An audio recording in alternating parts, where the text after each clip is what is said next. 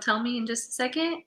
All right, we are live, and I am so excited to have Miss Queen Rachel on to the interview where we're going to go in deep about her experience with Bulletproof You. And I just want all of you to feel her energy, her contagious laugh, and get a piece of her personality because she truly is amazing. So, Rachel, it is your turn to be in the hot seat. You pumped?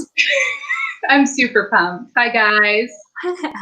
So for anyone that's never gone live, this is definitely an experience. It is not for the faint of heart, and I'm so proud of you for even jumping on, and I'm so grateful that you are on here. So will you, before we even start, will you tell about, I didn't even ask if we could do this, but would you tell about your experience speaking?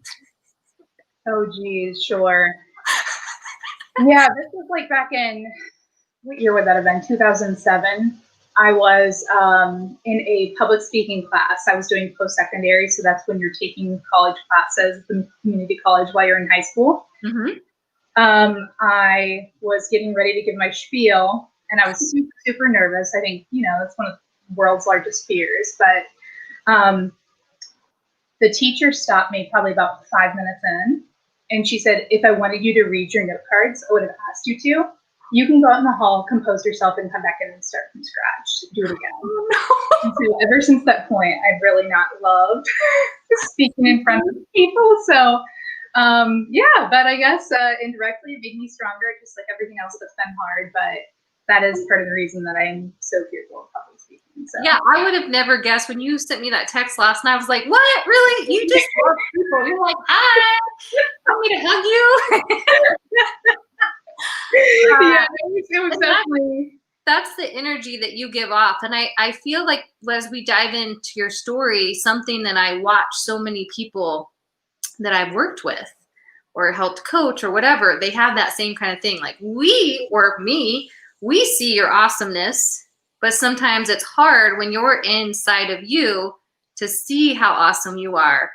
And so as a result, you hold back. So what was part of your story, and then what and how did we connect?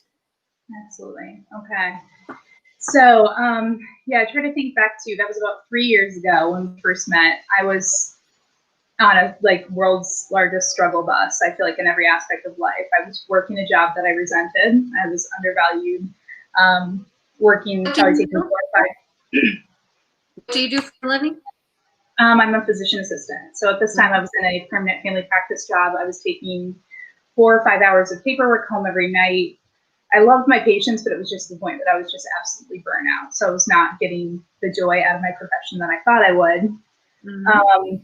I was, at the time when I met you, I was very complacent in relationships as well, not just like romantically, but friendships. A lot of friendships, I felt like I was giving, but I wasn't actually getting much in return, which of course, that's not why you go into a friendship. But usually, just like any relationship, you hope that both parties bring something to the table.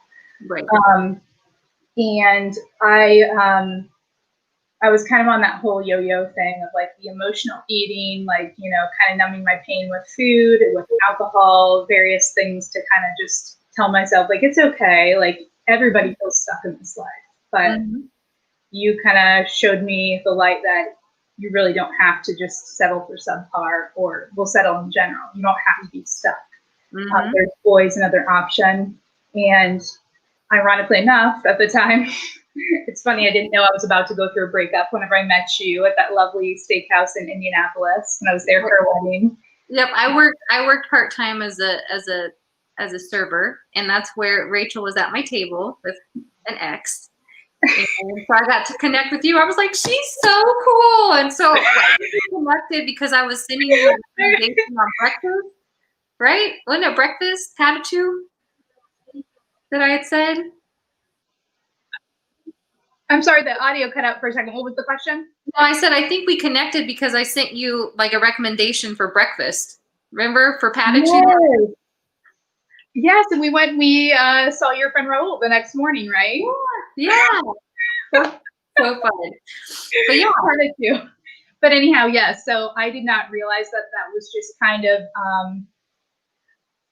the present situation I was in at the time was what you would teach me so much about in terms of like settling for in regards to like a relationship, a job, anything in life. Like I didn't realize that I had no idea what I was shooting for. I didn't have a bullseye. So I was just kind of, you know, throwing that wide net out there, just taking whatever would come my way. And come to find out, I was dating someone who had like 6 or 7 other girlfriends in my town. He was out of this country. However, he thought it was okay to bring his customs with him. Apparently he was known for that back home. But anyhow, I think that's why after speaking to you about that scenario, I felt like I was able to bounce back that much more quickly after that, and kind of was able to more quickly, or I guess I took inventory of all the abilities that I do have, and I kind of started realizing, okay, I have a lot going for me, so I need to seek someone who is on the same wavelength, and we're going to help each other get better. So yeah, that kind of you kind of planted that seed in my soul when I was there at that dinner. And then when you said that you were offering that course, I think it was a few months later, you said, hey, I just want you to know, like, this is kind of my vision, and would you be interested? Yeah, because we were talking more about relationship stuff because you had just gone through a breakup. Show them the notes. Show them the notes because you have them there. Like, I had you do an exercise is more on relationship stuff, and she legit did everything I said. I was like, this is a girl after my own heart. Like, so, no way, Jose qualities, things I will no longer settle for in a relationship. Red flags, which was from my last like longer relationship. So I kind of wrote down everything that I knew I could never settle for again. And then the must-haves, ideal qualities. So anytime I start dating someone, yes, it looks very, very daunting. But two-sided too, or actually no, not this one, the other one. But it's just kind of, unless you become clear on what you want out of this life, whether it comes to a job, relationship, what have you, it's easy to just settle for anything. And I feel like, especially if you are struggling with acceptance of self, then you will accept anything that comes your way. And you're like, sure, exactly. I will take you in. You look like a great project. Absolutely. It becomes more about helping someone else versus figuring out you. It can become a distraction. And so, you're an example of that too, where you are such a lover, such a helper, such a caregiver, taker. You just love to love on people. And so it's difficult when you do that as a profession, and then you have to take that on as a partner too. And so along the way, you got lost and you felt stuck and you put yourself on the back burner. It's like, no, you're up here on the top burner. You need to be stacking up. Like, yes, and I can tell you how many times, for sure. And I remember that relationship I was in as I had met you was very similar to a lot of the relationships I'd pursued previously, where I thought, oh, like, I see so much potential in this person. Kind of like that reference you made to like a home. Like, what did you say? Is it a rehab or is it a? But anyway, a rehab, a remodel, or what is it? Just a small remodel project. Right. And those are fine. Like the small tweaks, like we all have areas that we can grow in. But if you actually go into a relationship with the thought process that, like, oh man, I'm just going to knock this whole infrastructure down and start from scratch. Like, what's the point of you even pursuing that person?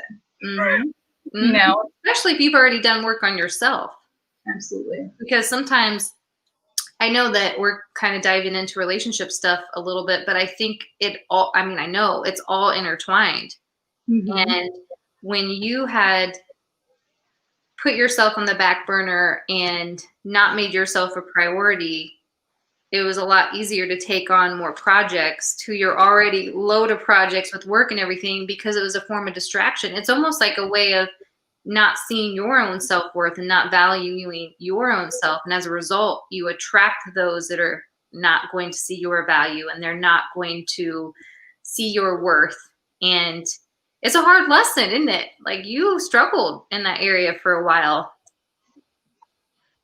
with the whole worth and struggle, and can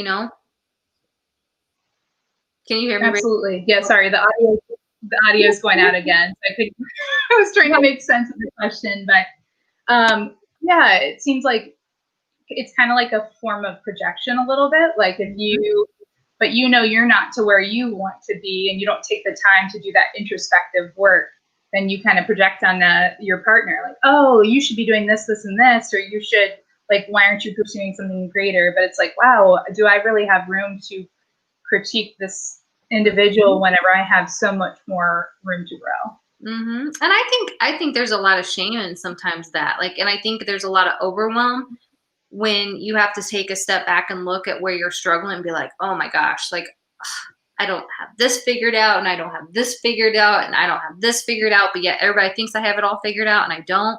And then it's like you kind of want to hide it because you are struggling. Like, I know I personally felt that before too. It's like, how do I actually do that? Like, how do I love myself? How do I get out of my own way? How do I get unstuck? And I feel like that was what Bulletproof was for you in some ways. Like, you already know where you're heading in life. You already got the career down, got some big moves coming up. But so many of the other elements that kind of were pushed on the back burner happened, I think, as a result from putting yourself on the back burner. So Bulletproof, the program and the coaching, and you were one of the first people that went through it, was able to basically like plug you back in, and some of the things that you learned that you started uncovering. And the 3 things that you said that you gained from it, and you can probably go into that a little bit more, were clarity and boundaries. So you've already said clarity, but boundaries for sure. Yeah. Confidence, and then me time and self-care is like combined together too. And I personally, I never even realized boundaries was a part of what I was teaching until everyone started saying it. I was like, okay. Oh, for sure. Yeah, I think I had all these goals kind of floating around in my head of like, you know, oh, one day I may want to do this, but I just let fears and doubts kind of like clog that lovely future that, you know, I could have pursued sooner, but I'm not going to look at it like that. But basically, I think going through that course gave me the clarity that I needed to kind of prioritize various things in my life, taking care of myself. So I quit my soul-sucking job that I had grown to resent, even though I didn't initially, but I think it's just because I was burnt out. I didn't take time out for myself. So I quit that soul-sucking job and took a leap of faith, even though I didn't necessarily have another job on the other side. And I moved to Costa Rica for a month to learn Spanish. And I stayed with a Costa Rican, mi mama chica, we called her, so a Costa Rican mom, and stayed with her. And I went through my friend's program that he had started shortly after college, and knew that I wasn't going to look back. I was going to start doing travel medicine from there. I was going to start taking travel assignments, and which is basically when you go for 3 or 4 months or 6 months or what have you. They're all variable lengths, but go and kind of feel that, say if they're in between providers, or if they have, you know, someone who's on maternity leave, you'll go and work that job for a finite period of time until they can get someone else more permanent in there, get that individual back. So I that kind of reignited that passion inside of me, and I quit that job and didn't look back. And now I've been doing travel medicine for, I think it's going on, it's about 1.5 years at this point. So. And we won't dive in too much to the next thing, but I really hope you get this assignment. We know what's going to happen, but when she comes back on, she's going to tell you all about it. I sure will. I really hope. Yeah, the good vibes. An official offer, but it should be a really good time. And that's kind of what this last 1.5 years has taught me, is these things that I used to let those doubts and fears kind of cloud my judgment of wanting to pursue those things. I started looking at, rather than like the lack mindset of what I don't have, but like, hey, look how far I've come. I've grown so much as a provider, and I feel so much more clinically savvy than I did 5 years ago when I first started as a physician assistant. And I realized, like, just, I guess it's kind of reinforced with each passing job that I've had, like, wow, like this is probably one of the best steps that I could have taken to help my career like grow. I just feel so much more competent clinically, and it just kind of taught me a lot about myself, that things that I would always shy away from because fears just always got in the way. I was told from a young age by a homeopathic doctor that I had a fear of failure when she interviewed me. She had diagnosed me with a fear of failure, and this is supposedly, I don't know if I told you about this, but they supposedly, that's why I never did well with sports. because of like the performance aspect of people, watching me play lacrosse, watching me play softball. Like I just, my piano recitals, like I set myself up for failure because that's what I was so fixated on, that's what happened. Mm-hmm. So, but I realized the only way to get to that success, from what you've taught me, is you have to fail several times before you're going to succeed. And once you start learning the wrong way to do things, and you're like, okay, this is the right way, so I'm going to do this way this time around. It's become such a growth process. Yeah, it gives you the permission to fail, because if you don't fail, you're not going to learn. And I think especially in the profession you're in, and the profession that I almost went in, it's so performance based that sometimes we don't think about, like, oh yeah, like you do kind of have to fail to get better at what you're doing, because you just didn't come out of the womb like perfect. You come out perfect, but you didn't come out with all the skills yet. Like, true. And something, I don't say this to scare people. Something I've realized in medicine is it doesn't really matter, not just in medicine, but in any profession. It doesn't matter how much you know, but if you care enough and you show empathy and you show that you're determined to help direct that person, on hopefully get them on the right path, to get them someone who may know the answer. They don't care what you know. It's just about, is your heart in the right place? Are you, and can they feel that love and joy? So you're so that person. Like, you're such a, like, aww. I feel like I connect to people, but you do way more. I feel like you, like, not true. You're always telling me I could connect to a wall. You could too. Like, stop. Like, hey, buddy, you want to come over here? Well, thank you. That's very flattering. But I think that's something that I was always taught growing up, is like, same with all the various movements went on, like Black Lives Matter, that sort of thing. Like, I was always taught to just like love on everyone in my path, and it doesn't matter what you look like externally. It's more about your heart. So that's why I love my profession so much, is I've met people from all different walks of life, different ethnicities, and it's just crazy when they look at you for the first time. They're like, no one that's ever taken care of me has ever shown this kind of care. And you're like, wow, like I actually do have, like, I have abilities that I used to doubt, that say, oh, everyone in medicine has that. But no, a lot of people do not. So there's a lot of non-veg people there. But you know what? The downside to that, which you definitely know too, is the lack of boundaries, because you want to love everyone. So you also want to love people that are taking from you and doing the things that they shouldn't be doing, like whether or not it's cheating or just not treating you with respect, or friendships gone awry or family gone awry. Like, for sure, boundaries was something you definitely had to learn, right? Oh yeah, for sure. I was always that people pleaser. Like, it didn't really matter though if it was to a fault. If I was, making someone else happy, even though, I was not pursuing anything that I was passionate about, or if it was just kind of like in friendships, for example, I had a lot of friendships that were, I would give, but I felt like, if push come to shove, when I needed that support, it just wasn't there. So I finally realized, like, your energy is a finite resource, and you need to stop putting your energy in places that no longer serve you. Amen.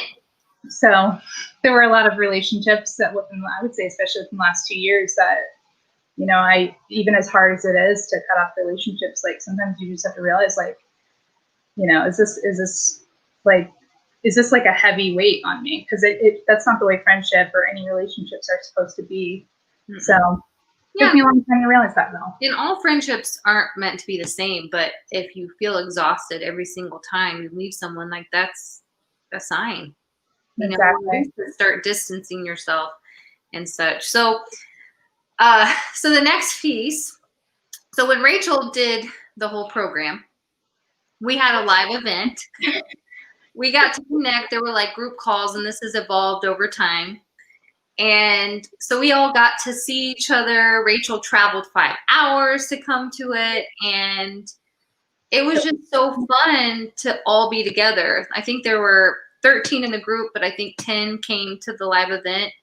And to be all in the same room and just sharing and connecting was so much fun. So before we get into the funny story, what was it like working with me?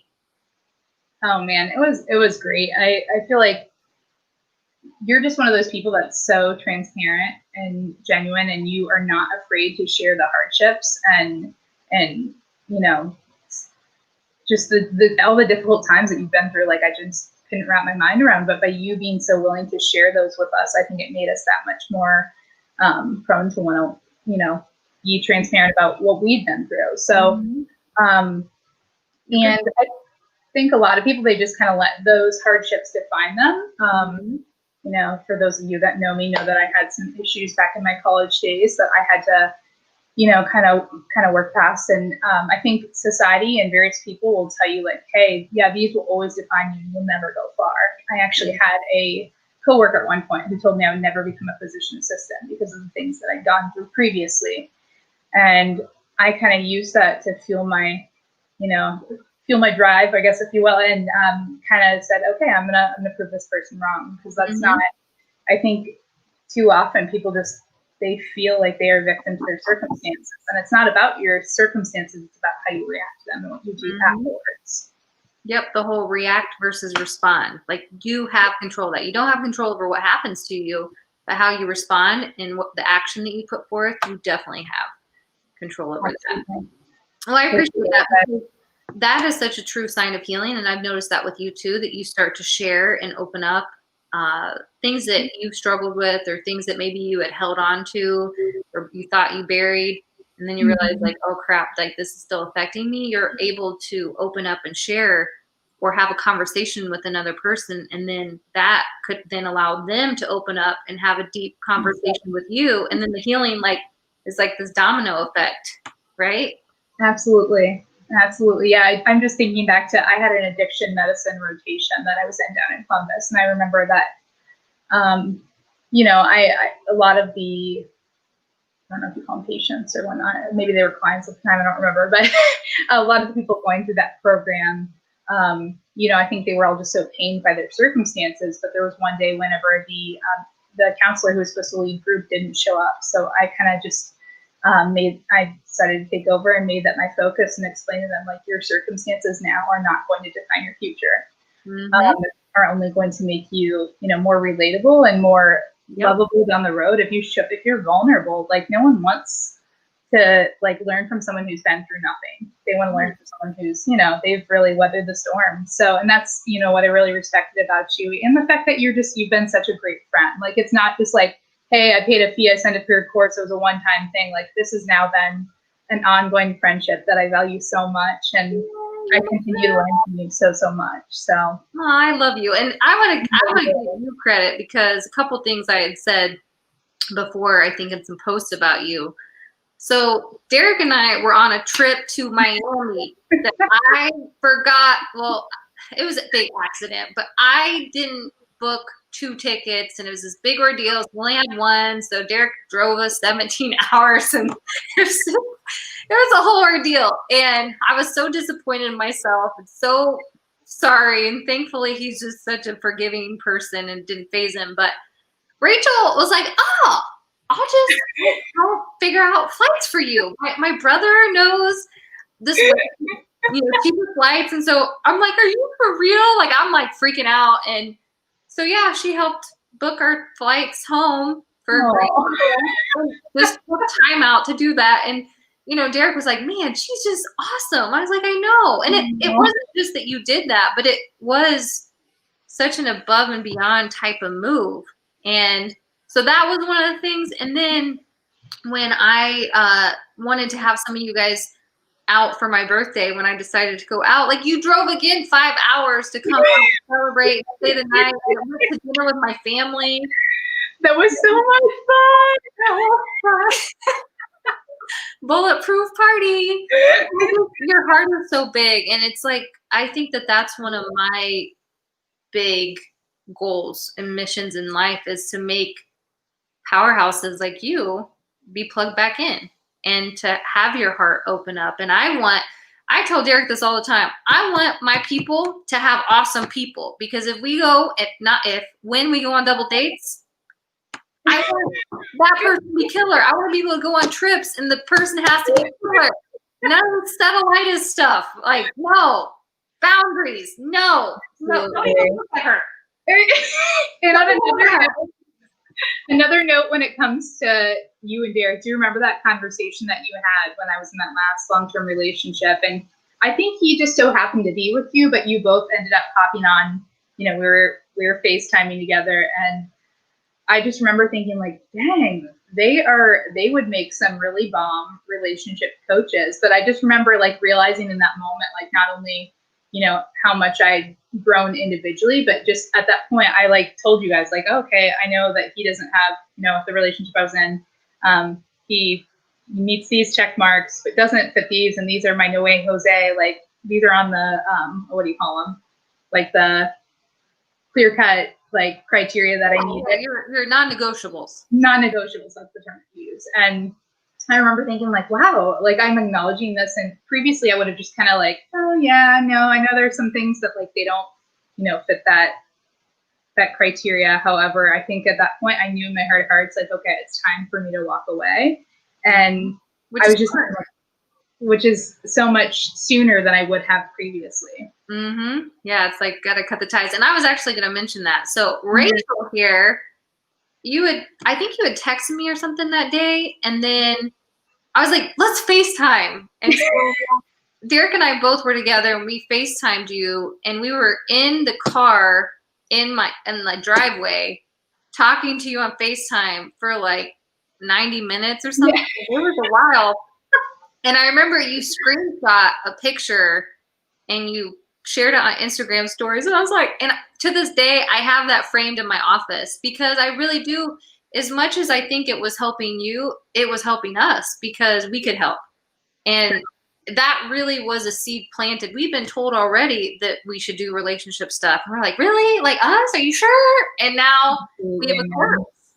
And so I think that sometimes just hearing, like, I think people think when you coach or when you create stuff, it's just for the other people. But I learned so much too. And that's what's so fun. It's like, okay, where are they struggling? How can I help with this area? How can we move this way? How can we? And now there's a course. And like Derek loves you. Oh, I love Derek too. Now just find me a brother or a best friend or what have you. You're like, okay, we're on the lookout. Who's right next? No. Yeah. So who do you think that Bulletproof is for? Because when you came, you were kind of hesitant. We were like, oh, like I don't know, time wise, like my schedule, and then you just went for it.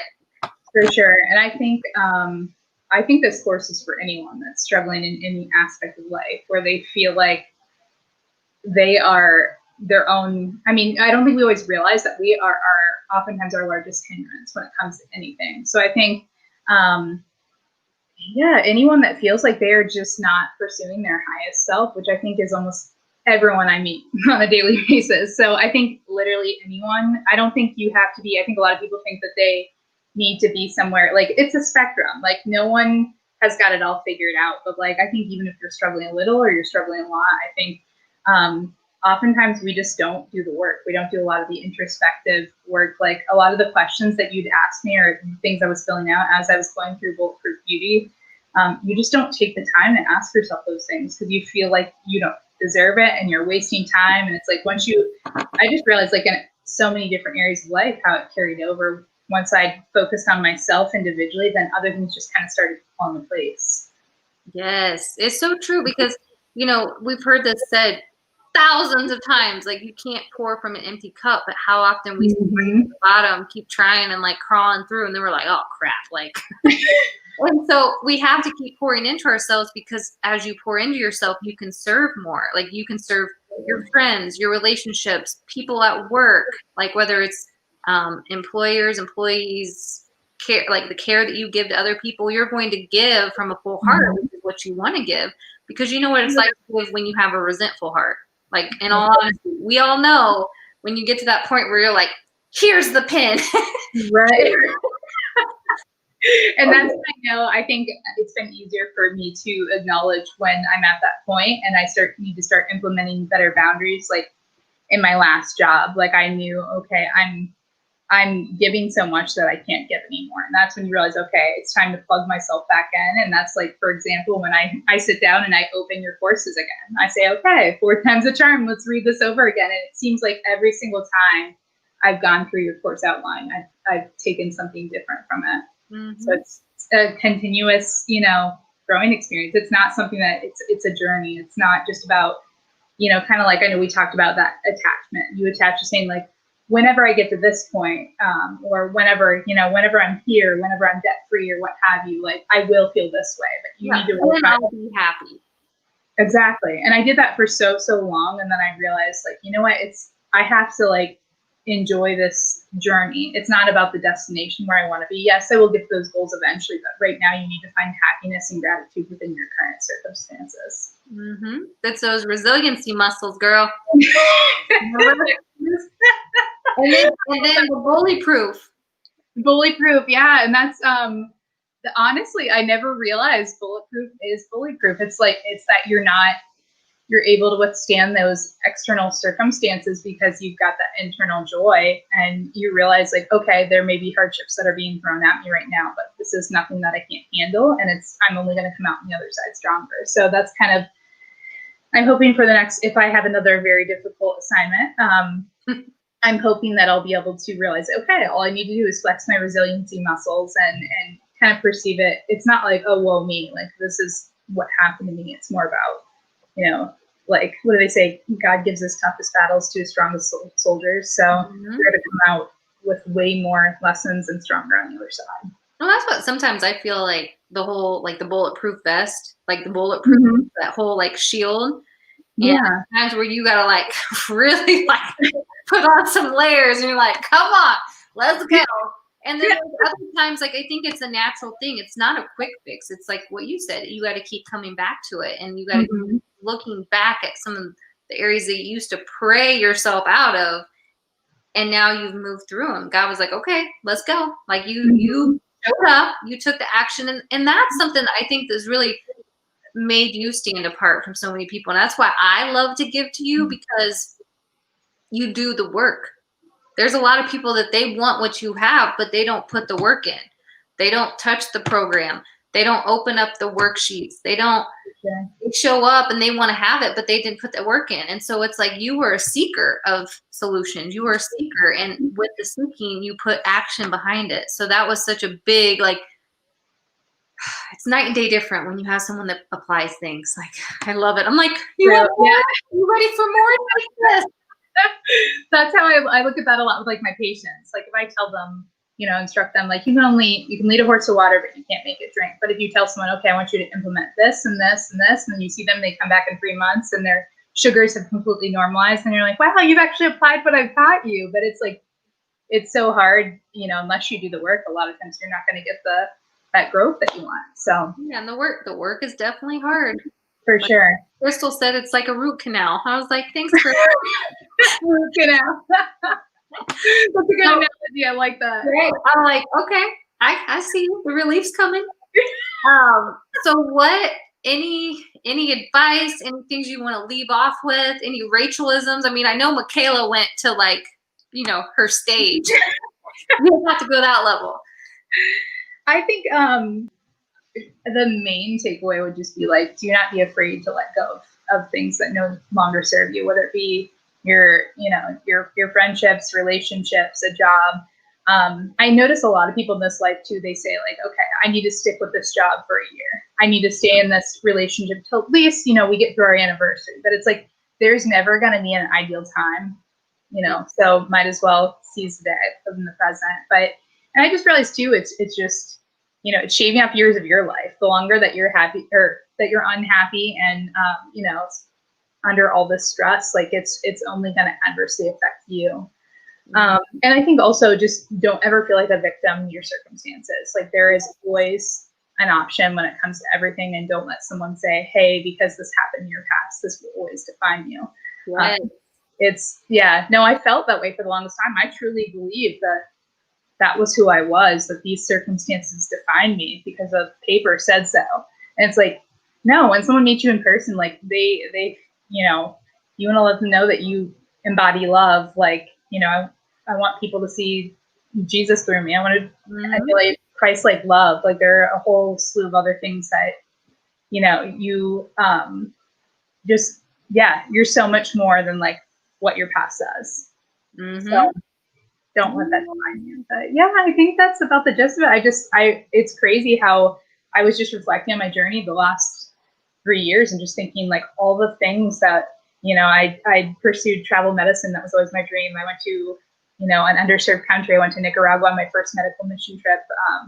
I, got closer, I would say, even if I didn't find love, I felt like I was very, very close to it because I was actually pursuing qualities, that I knew I wanted in a potential mate. So I feel like just over the last 3 years, I've grown so much, but I didn't really realize it until I sat down and like took the time to look at the questions that we were going to discuss. And I was like, wow, this is actually, I've learned so much. Well, and that's where I felt like when you were having a struggle bus area a couple weeks ago, I was like, girl, let's connect.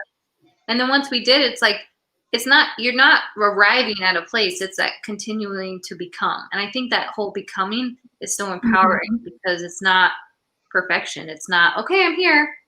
Now what? Like, it's like continuing, like you're becoming, you're coming back to the things, like you're getting back to the basics, like you said in the Bulletproof, and keep going through things. Be like, okay, this didn't work. So what will work now? What can I switch? What can I try? What can I fail at faster?